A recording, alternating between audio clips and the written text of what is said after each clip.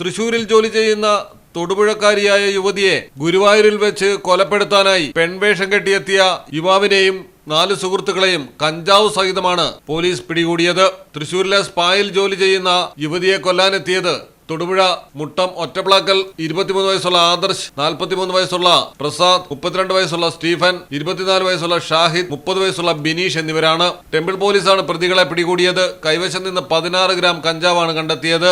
സംഘത്തിലെ പ്രസാദാണ് സ്ത്രീയുടെ വേഷത്തിലുണ്ടായിരുന്നത്. പടിഞ്ഞാറേ നടയിൽ സംശയാസ്പദമായി പ്രസാദിനെ കണ്ടെത്തിയതോടെ ചോദ്യം ചെയ്യുകയായിരുന്നു. കൂട്ടുകാരിയെ കാണാൻ വന്നതെന്നായിരുന്നു മറുപടി. പന്തികേട് തോന്നി സ്റ്റേഷനിൽ കൊണ്ടുപോയി കൂടുതൽ ചോദ്യം ചെയ്തപ്പോഴാണ് സംഘം ചേർന്ന് യുവതിയെ കൊലപ്പെടുത്തുന്നതിനായാണ് എത്തിയിരിക്കുന്നതെന്ന് മൊഴി നൽകിയത്. ഉടൻ തന്നെ സുഹൃത്തുക്കളായ 4 പേരെ ഗുരുവായൂരിലെ ലോഡ്ജിൽ നിന്നാണ് പിടികൂടിയത്.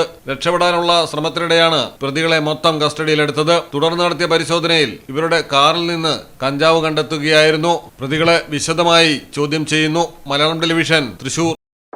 കടലിന്റെ സൗന്ദര്യം ആസ്വദിച്ചുകൊണ്ട് ഒരു ലക്ഷറി ക്രൂയിസിൽ പോയാലോ? മിനാർ ക്രൂയിസ്, കൊച്ചിൻ.